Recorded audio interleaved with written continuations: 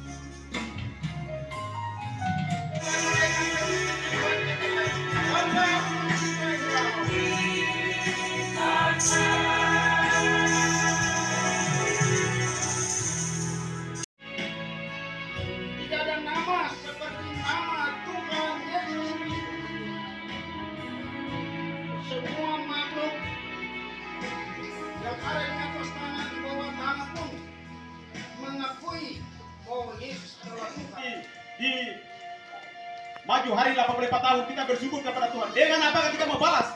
Hanyalah dengan puji-pujian. Biarlah segala yang bernapas memuji Tuhan. Injil masuk kepada dengan tantangan. Kita masuk memuji Tuhan. Kita bangkit berdiri. Haleluya.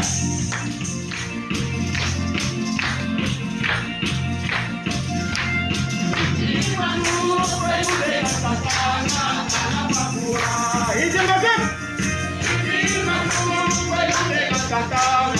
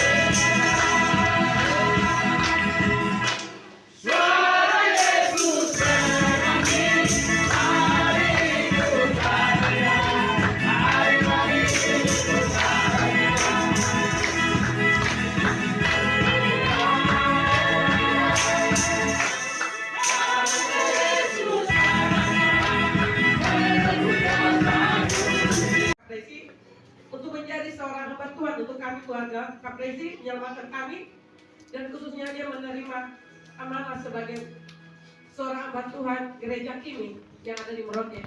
Pada saat itu Pak Maluku melihat kami dengan keselamatan, karena agama Kimi itu dianggap waktu itu adalah agama yang dibilang bukan agama Kristen, karena orang Kristen adalah orang GPM waktu itu. Belum ada GKI, cuma ada GPM tahun 77 yang ke bawah itu. Jadi ketika nenek saya atau keluarga mereka menjadi orang Kimi, mereka banyak dicemoohkan oleh keluarga yang lain, orang Timur lain.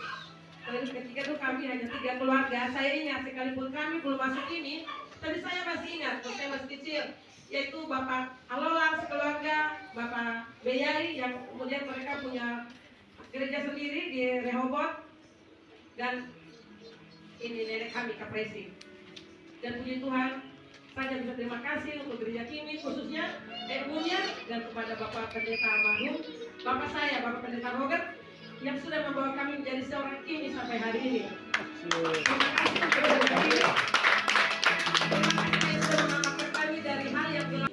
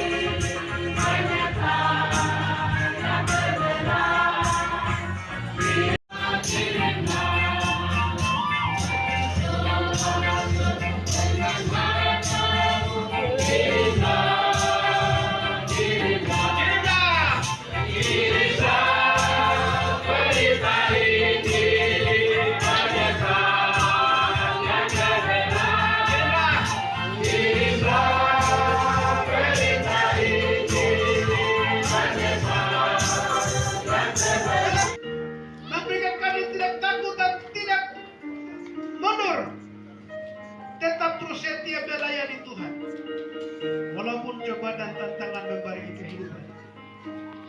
Bapak di usia yang ke-80 tahun, Gereja Kingmi di Tanah Papua, hari-hari ini juga kami diperhadapkan berbagai tantangan rintangan. Umat Kingmi di pedalaman Papua, di pesisiran pantai utara selatan, engkau tahu seluruh kehidupan, keadaan seluruh umat Tuhan. Ini di pantai selatan Papua sedang bersyukur atas kebaikan, kasih anugerah Tuhan yang luar biasa dalam kehidupan kami, Bapa. Kehidupan kami yang sudah di dalam hadirat-Mu, Tuhan. Engkau mengangkat kami kembali, ya Bapa. Engkau lepaskan kami dari belenggu kegelapan dosa. Engkau lepaskan kami dari kegelapan tetap setia melayani Tuhan. Walaupun cobaan sedikit kami, ya Bapa. Mari Kau terus menjamah memberkati kami. Lepas pemudi dan juga anak-anak remaja, dari yang tertua sampai kepada bayi dan berkat kandungan. Hamba berdoa dalam nama Tuhan Yesus Kristus. Engkau terus kuatkan dan teguhkan iman dari setiap semua untuk gereja ini. Apa yang harus saya buat untuk Injil?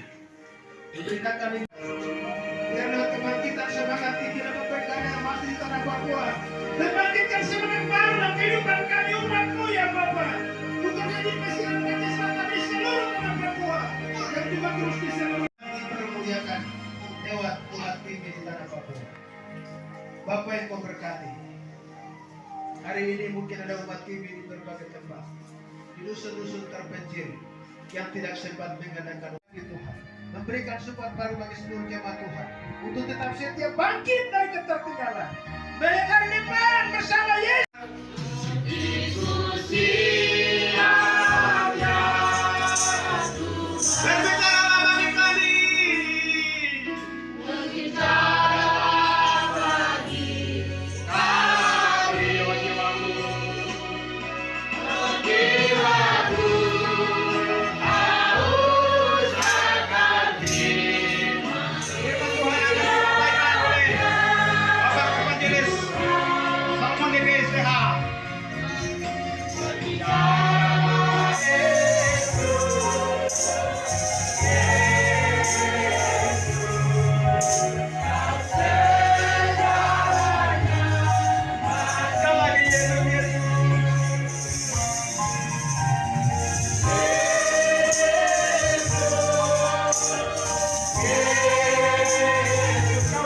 Tuhan yang dikasih oleh Yesus Kristus.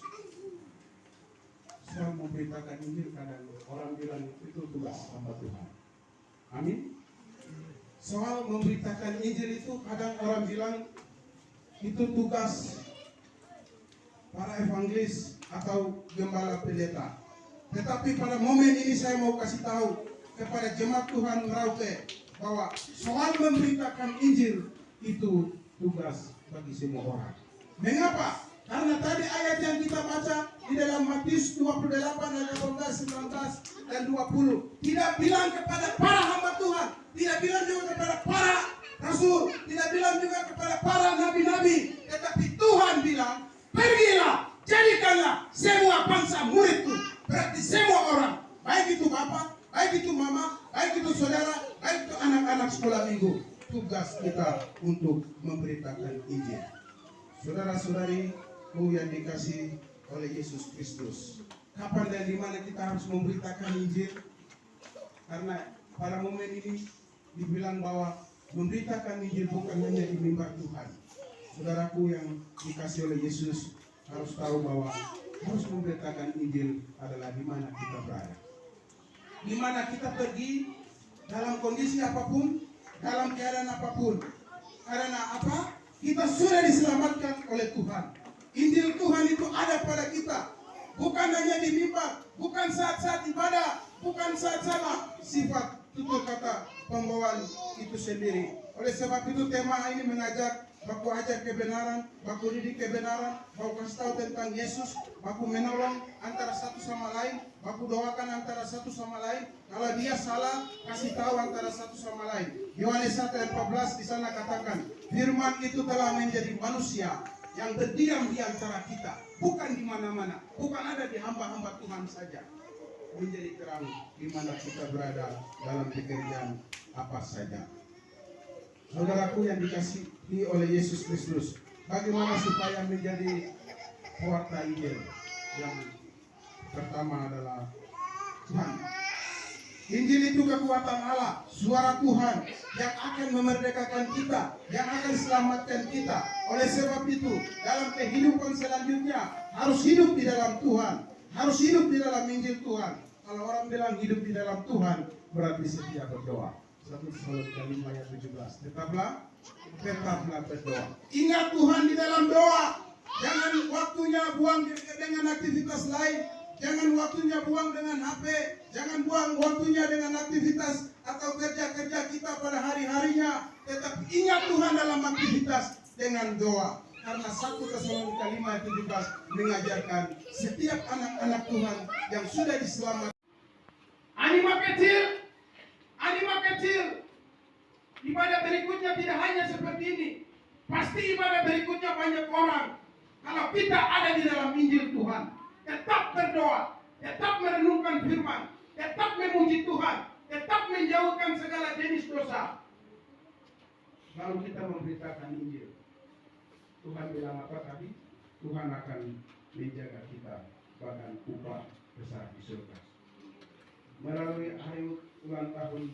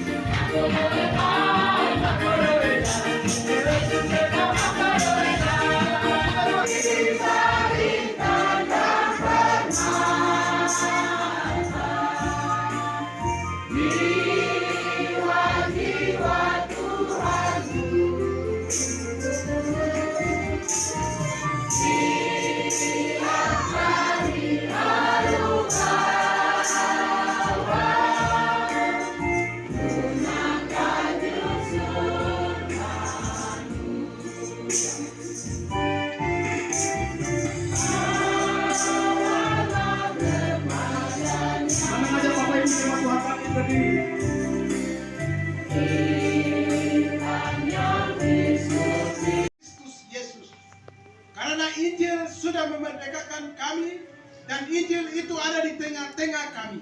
Tidak harus berdiam di tengah-tengah kami, tetapi harus beritakan kepada sesama kami. Sehingga hari Tuhannya itu telah tiba, upah besar di surga bagi orang yang kerja di ladangnya Tuhan. Hanya di dalam nama Allah Bapa, Allah Anak dan Allah Roh Kudus, kami sudah berdoa dan tutup ibadah ucapan syukur atas kemenangan yang Tuhan langsung beri bagi kami. Haleluya. Amin. 39. Sampai hari ini kami di Bumi Harimah juga merayakan HUT Gereja Jemaat Injil di Meditas Tanah Papua yang ke-84 tahun. Bersama saya, worship leader, teman musik, singers, dan kamuri. Kami ucapkan Shalom, Shalom, Shalom. Selamat ulang